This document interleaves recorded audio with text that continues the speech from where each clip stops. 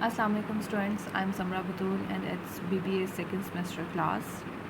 The subject is business mathematics and today's topic is differentiation of transcendental functions. Transcendental functions ऐसे functions हैं जैसे जो algebraic polynomials जो हैं वो ना हों, बल्कि X is equal F of X is equal to sine X cos X, मतलब ट्रिग्नोमेट्रिक फंक्शंस, एक्सपोनेंशियल फंक्शंस यानी किसी कांस्टेंट की पावर में एक्स आ जाए या लॉग एक्स ई की पावर एक्स, इस तरह से लॉगरिथमिक फंक्शंस जैसे कि मैंने कहा लॉग एक्स, ये सारे जो फंक्शंस हैं मिलकर ट्रांसेंडेंटल फंक्शंस बनाते हैं। तो इनकी डिफ्रेंसिएशन के बारे में ये लेक्चर है। ट्रिग्नोमेट्रिक फंक्शंस जो हैं उसकी डिफ्रेंसिएशन लास्ट लेक्चर में आपको करवाई थी, उसके कुछ फार्मूलाज भी बताए थे और उससे रिलेटेड एक आध क्वेश्चन भी करवाया था। कुछ ट्रिग्नोमेट्रिक फंक्शन से ही रिलेटेड क्वेश्चंस हैं। तो पहला क्वेश्चन आज के लेक्चर का जो है, differentiate it with respect to X, मतलब ये क्वेश्चन है differentiate the following with respect to X with respect to the variable involved. मतलब अगर थीटा है वेरिएबल तो आपने with respect to theta differentiate कर देना है, अगर एक्स है तो आपने with respect to X differentiate कर देना है। जो पहला क्वेश्चन है sine 2 theta minus cos 3 theta का स्क्वायर, अब इसको डिफ्रेंशिएट करना है विद रिस्पेक्ट टू थीटा। तो y इज़ इक्वल टू हम लोग ले लेंगे y is equal to sine 2 theta minus cos 3 theta का square, differentiate with respect to theta both sides, dy by D theta आ जाएगा अगर हम इसको डिफ्रेंशिएट करेंगे y को। अब इसको डिफ्रेंशिएट करने का मेथड क्या है, कैसे इसको डिफ्रेंशिएट करेंगे? जैसे कि मैंने आपसे कहा कि डिफ्रेंशिएशन में आपने स्टेप बाय स्टेप चलना है, मतलब सबसे जो बाहर वाला फंक्शन है उसको सबसे पहले डील करना है, फिर उसके अंदर एंड सो ऑन आपने डेरिवेटिव्स लेते जाना है। अब सबसे पहले अगर हम इस पर गौर करें तो स्क्वायर है बाहर, स्क्वायर अगर स्क्वायर है तो हम इस पर पावर रूल लगा देंगे डिफ्रेंशिएट करते हुए। पावर रूल का क्या मतलब है? 2 फंक्शन और उसकी पावर में 2 माइनस 1, ठीक है, यहाँ पे लिख दिया 2, ये फंक्शन एज इट इज़ और इसकी पावर में 2 माइनस 1 का मतलब है 1, इसलिए वो लिखने की ज़रूरत नहीं। फिर अगला स्टेप है अंदर वाले फंक्शन का डेरिवेटिव, तो D by D theta of sine 2 theta minus cos 3 theta लिख दिया। अब ये चीज़ तो डेरिवेटिव से बाहर आ गई, इसको एज इट इज़ लिख दिया और डेरिवेटिव लेना है अंदर वाले फंक्शंस का। साइन 2 थीटा का डेरिवेटिव आ जाएगा और फिर कोस 3 थीटा का डेरिवेटिव आ जाएगा। साइन 2 थीटा का डेरिवेटिव क्या है? अब साइन 2 थीटा में बाहर क्या है? साइन का डेरिवेटिव मैंने आपको बताया था कोस होता है। साइन का डेरिवेटिव क्या होता है? कोस। तो हम साइन का डेरिवेटिव लेंगे कोस 2 थीटा और बाद में एंगल का भी डेरिवेटिव लेंगे, यानी 2 थीटा का डेरिवेटिव लेंगे विच इज़ इक्वल टू 2। तो आंसर आपके पास आ गया कोस 2 थीटा 2 माइनस, अब कोस 3 थीटा का डेरिवेटिव ले रहे हैं। कोस का डेरिवेटिव क्या होता है? Minus sine. और मैंने आपको याद करने के लिए कहा था कि आप ऐसे कर सकते हैं कि जो जिनमें सी आता है उनका डेरिवेटिव में माइनस आता है, यानी कोस का डेरिवेटिव भी माइनस होगा, कोट का डेरिवेटिव भी माइनस होगा और कोसिकेंट का डेरिवेटिव भी माइनस होगा। तो कोस का डेरिवेटिव आ गया माइनस साइन 3 थीटा और 3 थीटा का डेरिवेटिव 3। अब ये जो माइनस और माइनस है ये प्लस हो जाएंगे और थोड़ा सा बस आपने बस इस तरह सिंप्लीफाई करके आंसर लिख देना। क्लियर होगा? नेक्स्ट क्वेश्चन पे आ जाए। Cos under root X plus under root sine X, इसको भी डिफ्रेंशिएट करना है विद रिस्पेक्ट टू एक्स, क्योंकि आपका क्वेश्चन था कि जो भी वेरिएबल इन्वॉल्व है उसके विद रिस्पेक्ट टू आप डिफ्रेंशिएट कर दें। तो suppose y is equal to cos under root X plus under root sine X, तो differentiating with respect to x both sides we get D Y by D X. अब यहाँ पर क्या है? कोस अंडर रूट एक्स, बाहर क्या है? कोस। तो सबसे पहले कोस का डेरिवेटिव आ जाएगा minus sine, under root X का डेरिवेटिव क्या होता है? इस पर पावर रूल लगेगा। देखिए कोस अंडर रूट एक्स है,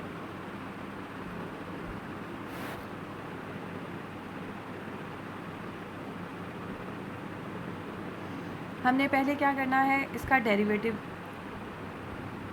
ले रहे हैं हम लोग, तो इसका डेरिवेटिव आ जाएगा, कोस का डेरिवेटिव क्या होता है? Minus sine under root X. फिर उसके बाद क्या करना है, जो एंगल है यहाँ पर अंडर रूट एक्स, उसका डेरिवेटिव ले लेना है।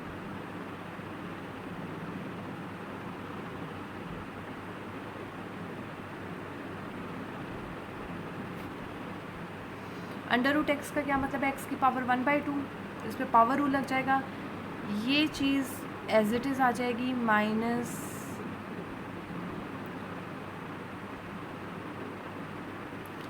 और जब इसका डेरिवेटिव लेंगे तो इसकी पावर है 1/2, पावर रूल लगा 1/2 एक्स की पावर में से 1 माइनस कर देना है।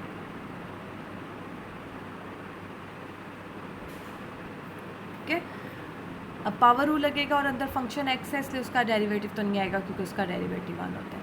अभी जो 1/2 माइनस 1 है, ये किसके इक्वल आ जाएगा, -1/2 के।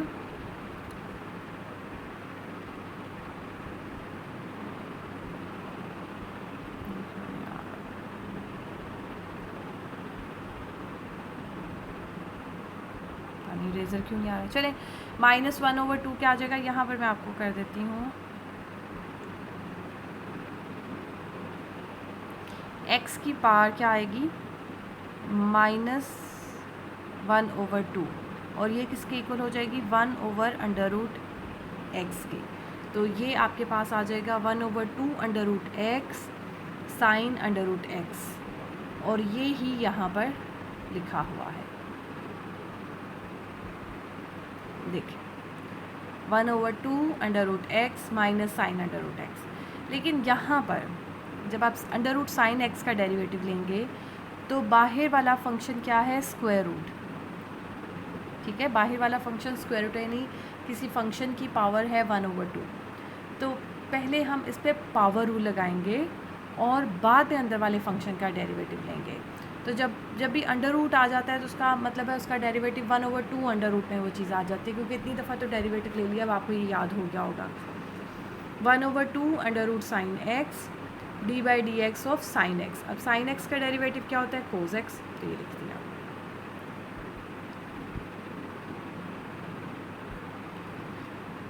तो इसको ऐसे ही छोड़ दें या 1/2 कॉमन लेकर लिख दें। ठीक है, इसकी और सिंप्लीफिकेशन नहीं हो सकती, तो ये आपका आंसर आ गया।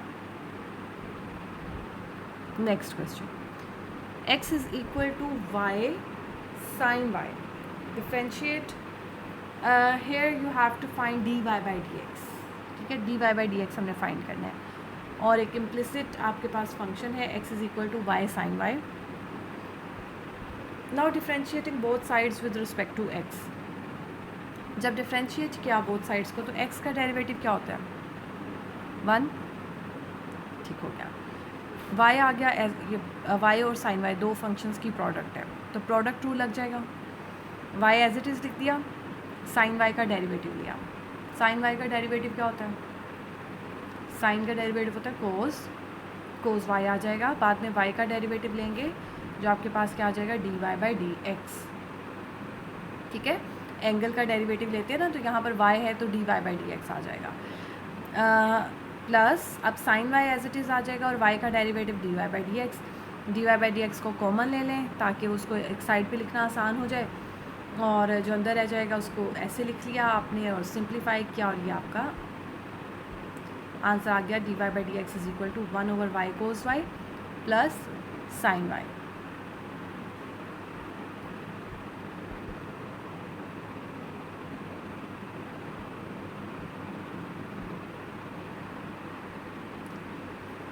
जी ये क्वेश्चन है और ये इम्पॉर्टेंट क्वेश्चन भी है। If y is equal to under root tangent x plus under root tangent x plus under root tangent x plus so on infinity, then you have to prove 2y minus 1 dy/dx is equal to secant square x।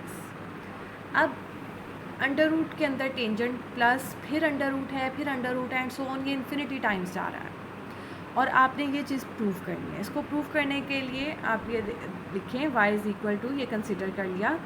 Now squaring both sides, जब हम square करेंगे तो यहाँ पर आ गया y square और यहाँ पर क्या आ गया टेंजेंट x प्लस यानी जो बाहर वाला जो सबसे ऊपर वाला स्क्वायर रूट है वो सिर्फ ख़त्म हो जाएगा, बाकी के स्क्वायर रूट वैसे ही रहेंगे।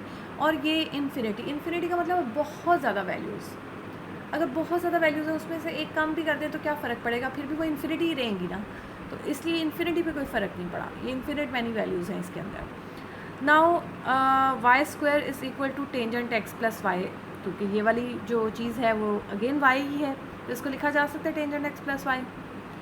चलिए जी, ये आपके पास इक्वेशन बन गई, सिंप्लीफिकेशन थी। उसके बाद एक इम्प्लिसिट इक्वेशन है, आपने इसको डिफरेंशिएट कर देना है विद रिस्पेक्ट टू एक्स। वो उसके लिए क्या करेंगे, differentiate with respect to x both sides. Y square का डेरिवेटिव क्या आएगा, 2y dy by dx is equal to tangent x का डेरिवेटिव क्या होता है, सीकेंड स्क्वायर एक्स, और एक्स का डेरिवेटिव लेने की ज़रूरत नहीं, एंगल का डेरिवेटिव 1 आता है वो लिखने की ज़रूरत नहीं। वाई का डेरिवेटिव क्या आएगा, dy बाई dx। अब क्योंकि हमने dy बाई dx फाइंड करना है, dy बाई dx वाली टर्म्स को एक साइड पे कर दें इक्वेशन के, फिर उसमें से dy बाई dx कॉमन ले लें, ठीक है। एक साइड पे करने के लिए इसको इधर ले आए तो ये माइनस हो गया, dy बाई dx कॉमन ले लिया। अच्छा, कॉमन लेते हुए ना आपने इसको dy बाई dx को इस साइड पे ही लिखना है, दूसरी साइड पे आप लेफ़्ट साइड पे ना लिखिएगा, राइट साइड पे ही लिखिएगा, इससे अच्छा है। वरना अगर आप इस साइड पे लिख देते हैं लेफ़्ट साइड पे, तो फिर इसका मतलब ये है कि आपका ना डेरिवेटिव आपने सारी वैल्यूज़ का भी लेना है, ठीक है। तो ये सही तरीका भी यही है, तो आपने भी इस तरह ही लिखना है इसको, सॉरी। ये कॉमन जब आपने dy बाई dx लिया तो यहाँ पर आपके पास आ गया 2y minus 1 dy by dx, और दूसरी साइड पे सीकेंड स्क्वायर एक्स, और यही आपने प्रूव करना था। प्रूव हो गया। चलिए जी, क्वेश्चन खत्म। ये छोटा क्वेश्चन है, इजी क्वेश्चन है और important question.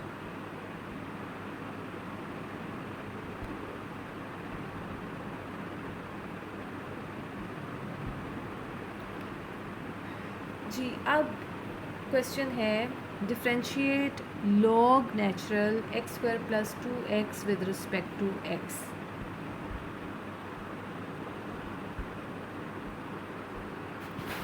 Derivative of log x क्या होता है,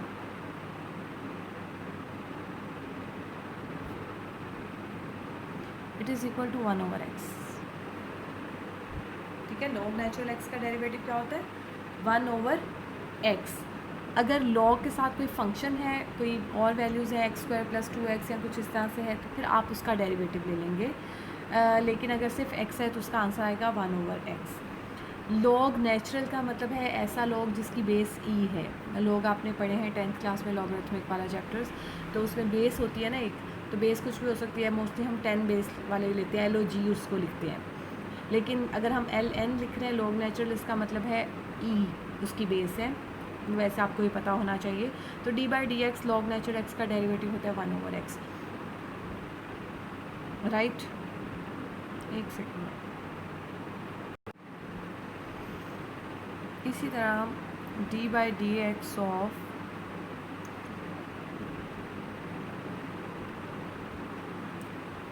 लॉग x। अब ये लॉग है तो इसके बेस में ज़ाहिर होता है कोई नंबर होगा, a 10 या कुछ भी, तो इसका डेरिवेटिव क्या होगा, इसका डेरिवेटिव होता है 1 ओवर x और साथ आता है लॉग नेचुरल a। ये फ़र्क है इन दोनों में, ठीक है। अगर बेस आपकी e है तो ये टर्म जो है 1 हो जाती है, लॉग नेचुरल e का आंसर 1 ही होता है, ठीक है, इसलिए वो यहाँ पे नहीं लिखा हुआ। लेकिन अगर बेस कोई और चीज़ होगा, कोई और नंबर होगा, 10 होगा, 5 होगा, या कोई नंबर a आर्बिट्रेरी नंबर है, तो फिर आपने लॉग नेचुरल a साथ लिखना है, ठीक है। इसको याद कर लेना है। फार्मूला यही है, लॉग के साथ अंदर जो फंक्शन होगा वो रेसिप्रोकल में आएगा, मतलब नीचे आ जाएगा फ्रैक्शन के साथ आपने लॉग नेचुरल a लिख देना है। उसके बाद अगला स्टेप है उस फंक्शन का डेरिवेटिव लेना, जो भी वो उसमें फंक्शन है। अगर वो x है तो ज़्यादातर उसका डेरिवेटिव 1 हो गया, वो तो आपको लेने की ज़रूरत नहीं है। लेकिन अगर उसके अलावा कोई फंक्शन है तो फिर आपने डेरिवेटिव लेना है। एक तो ये चीज़ होगी, एक चीज़ और आपको एक्सपोनेंशियल फंक्शंस का डेरिवेटिव लेना भी सिखाना है।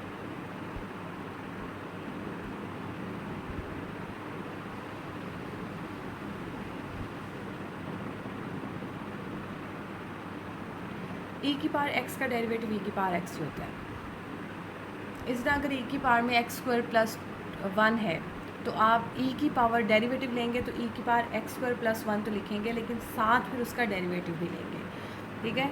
अगर x खाली है तो फिर डेरिवेटिव लेने की ज़रूरत नहीं है क्योंकि वो तो 1 ही हो जाता है। और अगर कोई नंबर है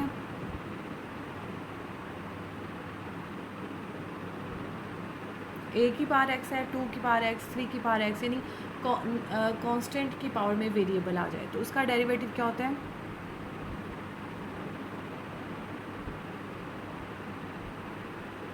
a की power x log natural a। ये फार्मूलाज हैं, ये आपने एज इट इज़ याद करने हैं और फिर उनको क्वेश्चन, उनकी हेल्प से क्वेश्चंस को सॉल्व करना है। चलिए जी क्वेश्चन की तरफ जाते हैं। Differentiate log natural x square plus 2x with respect to x। तो सपोज़ करेंगे y is equal to log natural x square plus 2x है और डिफरेंशिएट करेंगे with respect to x both sides. ये लिखना है आपने जब आप क्वेश्चन सॉल्व करें। यहाँ पर इतने ज़्यादा क्वेश्चन सॉल्व किए हैं, इसमें नहीं लिखा हुआ, लेकिन जब भी आप सॉल्व करें आपने ये लिखना है। तो जब हम डिफरेंशिएट करेंगे तो ये y आ जाएगा dy बाई dx और इधर भी डेरिवेटिव ले लिया D by D x of, यही चीज़ नीचे लिख ली। अब बाहर कौन सा फंक्शन है? लॉग नेचुरल, तो उसका डेरिवेटिव क्या होता है? 1 over x square plus 2x आ गया और फिर हमें साथ D by D x of x square plus 2x भी लेना पड़ेगा। अब एक्स स्क्वायर प्लस 2x का डेरिवेटिव क्या है? एक्स स्क्वायर का डेरिवेटिव आ गया 2x और 2x का डेरिवेटिव आ गया 2। तो इसको थोड़ा सा सिंप्लीफाई कर दें, 2 कॉमन लेकर लिख दें, यहाँ से x कॉमन लेकर लिख दें या ऐसे ही रहने दें, ये आपका डेरिवेटिव आ गया।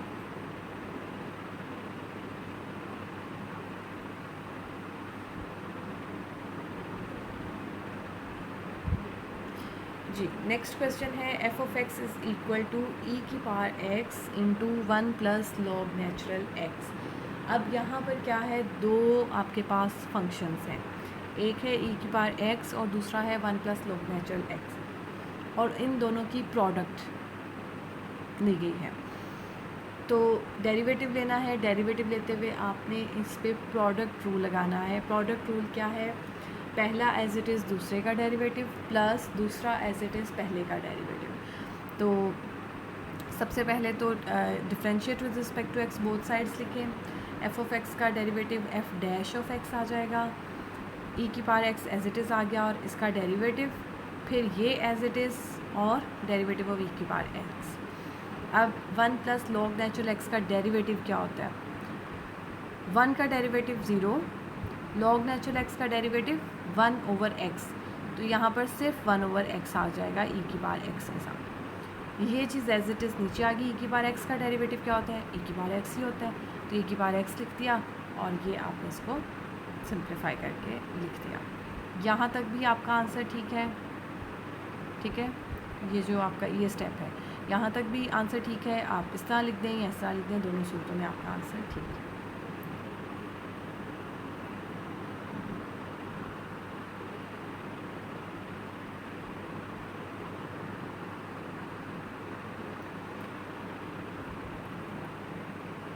नेक्स्ट क्वेश्चन है differentiate with respect to x और फंक्शन क्या है? f of x is equal to e की पावर x ओवर e की power x plus 1। Now taking derivative on both sides, जब डेरिवेटिव लेंगे तो f डैश ऑफ x आ जाएगा और यहाँ पर क्या है? एक फ्रैक्शन है तो कोशेंट रूल लग जाएगा। कोशेंट रूल क्या है? सबसे पहले नीचे डिनोमिनेटर का स्क्वायर लिखेंगे आप, फिर डिनोमिनेटर को ऊपर एज इट इज़ लिख देंगे और न्यूमरेटर का डेरिवेटिव आ जाएगा, फिर न्यूमरेटर एज इट इज़ लिखेंगे और डिनोमिनेटर का डेरिवेटिव आ जाएगा। लेकिन यहाँ पे तरतीब इसकी आपने यही रखनी है क्योंकि दरमियान में माइनस का साइन है, तो इसलिए इसको इसी तरह आपने याद रखना है और इसी तरह से लिखना है। ये बड़ी फ्रीक्वेंट मिस्टेक है बच्चे करते हैं, लेकिन आप इसको याद कर लीजिएगा और इस तरह ही अप्लाई कीजिएगा, ठीक है। अब e की पावर x का डेरिवेटिव क्या होता है? अभी करवाया आपको, फार्मूला बताया आपको, फिर उससे क्वेश्चन भी करवाया जी। e की पावर x का डेरिवेटिव होता है e की पावर x ही, सिर्फ ये सेम ही इसका डेरिवेटिव आ जाता है। तो ये सेम यहाँ पे लिख दिया डेरिवेटिव के बाद, ये एज इट इज़ आ गया और इसका डेरिवेटिव क्या है? e की पावर माइनस x का डेरिवेटिव क्या है? मैंने आपको बताया कि e की पावर माइनस x का डेरिवेटिव एज इट इज़ लिखेंगे और बाद में माइनस एक्स का डेरिवेटिव लेंगे। माइनस एक्स का डेरिवेटिव क्या हो जाएगा, प्लस, सॉरी माइनस एक्स का डेरिवेटिव हो जाएगा -1, ठीक है। माइनस एक्स का डेरिवेटिव क्या हो जाएगा, -1, तो वो साथ मल्टीप्लाई हो जाएगा -1, और ये 1 का डेरिवेटिव 0 है इसलिए वो नहीं लिखा यहाँ पर।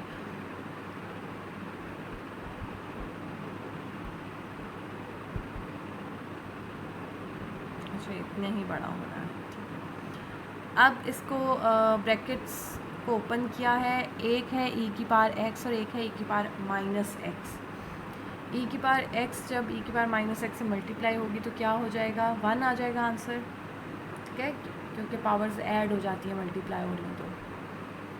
x - x is equal to 0, e⁻0, किसी भी चीज़ की पावर अगर 0 है तो वो क्या हो जाती है, 1, तो यहाँ पर आ जाएगा 1 प्लस e⁻x, और ये भी मल्टीप्लाई होके 1 हो जाएगा तो ये भी +1 आ जाएगा, तो ये आपके पास आ गया 2 प्लस e⁻x ओवर e⁻−x+1 का स्क्वायर। ये आपका फाइनल आंसर आ गया।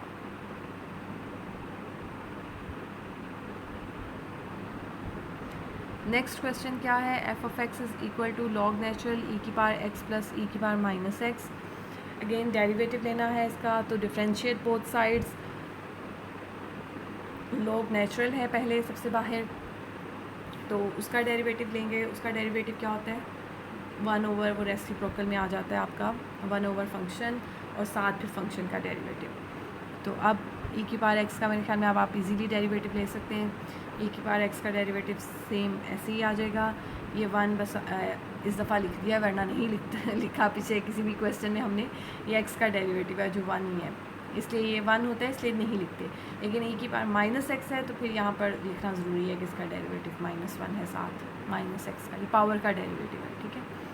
तो ये इस तरह से आपने लिख दिया, सिंप्लीफाई किया, कटिंग शटिंग नहीं होती इसलिए इसको एज इट इज़ रहने दिया। यहाँ तक भी आपका आंसर ठीक माना जाएगा, लेकिन अगर आपको आ जाता है कि शो दैट कि इसका आंसर ये है, तो फिर आपको फर्दर कैलकुलेशन करनी पड़ेगी। और उस कैलकुलेशन में क्या है कि e⁻−x can be written as 1 over e⁻x, ठीक है। तो ये 1 ओवर e⁻x लिखें, LCM लिया हुआ है और जस्ट आंसर लिखा हुआ।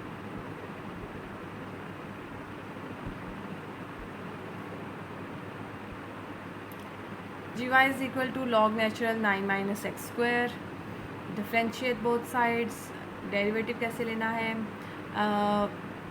लॉग नेचुरल का डेरिवेटिव होता है 1 ओवर द फंक्शन, तो 1 ओवर 9 - x स्क्वायर आ गया आपके पास। फिर डेरिवेटिव लेंगे 9 - x स्क्वायर का, 9 का डेरिवेटिव 0, x स्क्वायर का डेरिवेटिव 2x, और इसको लिख दिया आपने और सिंप्लीफाई करके आंसर इन्हें इकट्ठा करके बस लिख दिया -2x ओवर 9 - x स्क्वायर।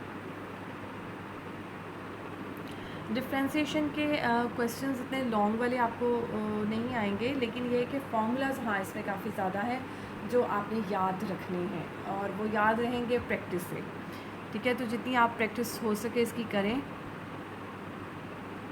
तो फिर ये आपको आसान ही लगेंगे डिफ्रेंशिएशन के क्वेश्चंस।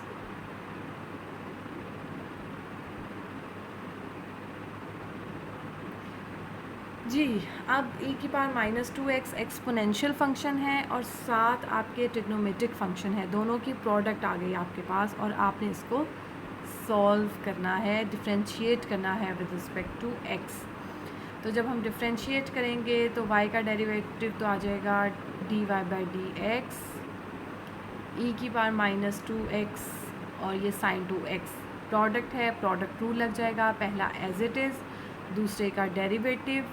ये देखें अब यहाँ पर नहीं लिखा, एक स्टेप मिस है, लेकिन आपको जैसे आसान लगता है वैसे कर लें।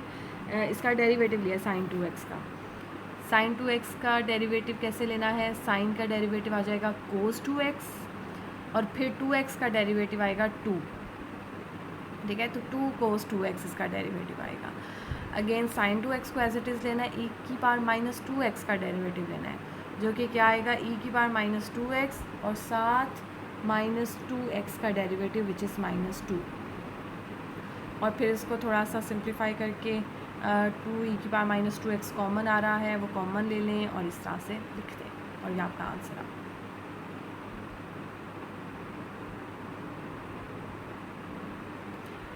अब आ गई है नई चीज़, एक सक्सेसिव डेरिवेटिव्स, ठीक है। सक्सेसिव डेरिवेटिव्स क्या है आपको,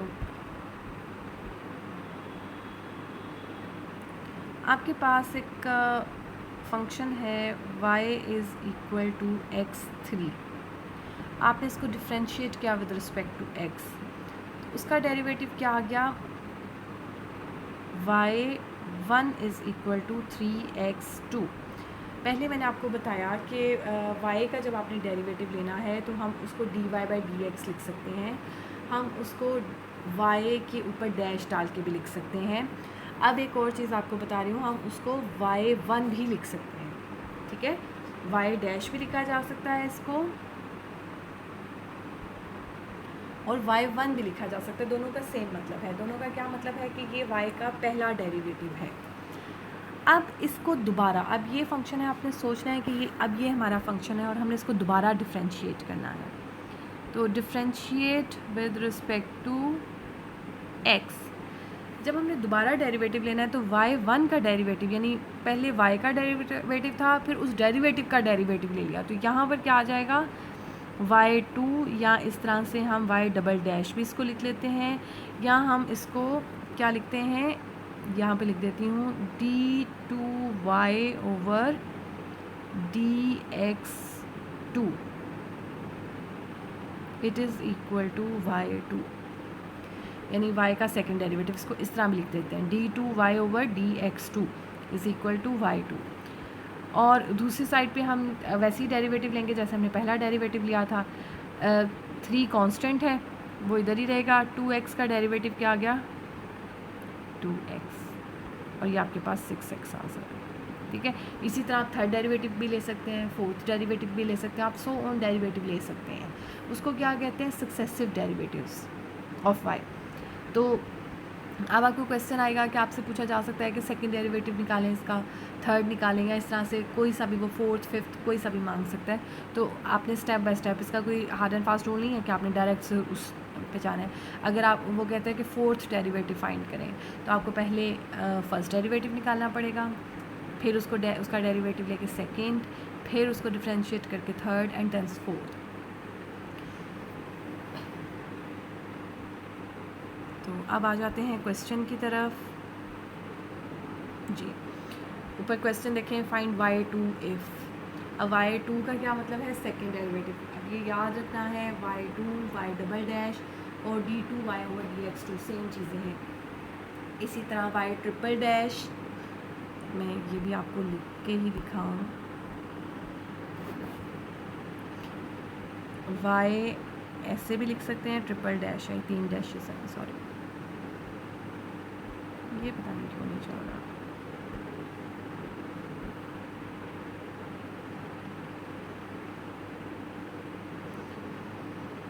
इसको y3 भी लिखा जा सकता है और d3y ओवर dx3, इधर d के ऊपर 3 आना है, इधर x के ऊपर 3 आना है, ठीक है। तीनों सेम चीज़ें हैं और उसका मतलब क्या है, थर्ड डेरिवेटिव। y4 को क्या लिखते हैं,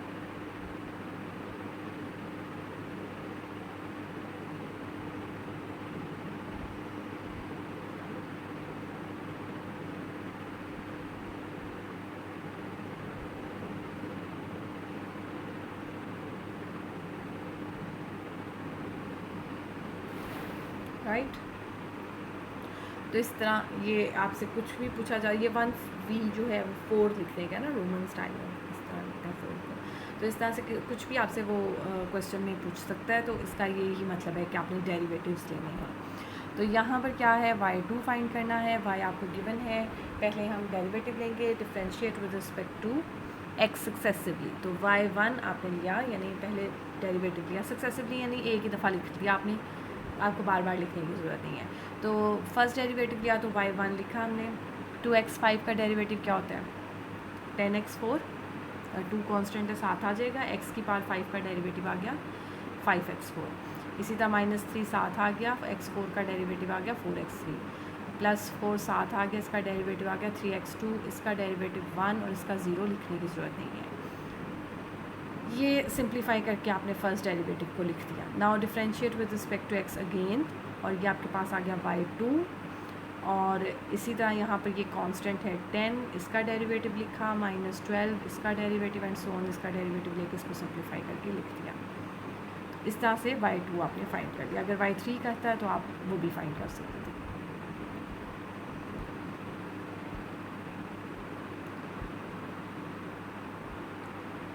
find y2 if x² + y² = a² है।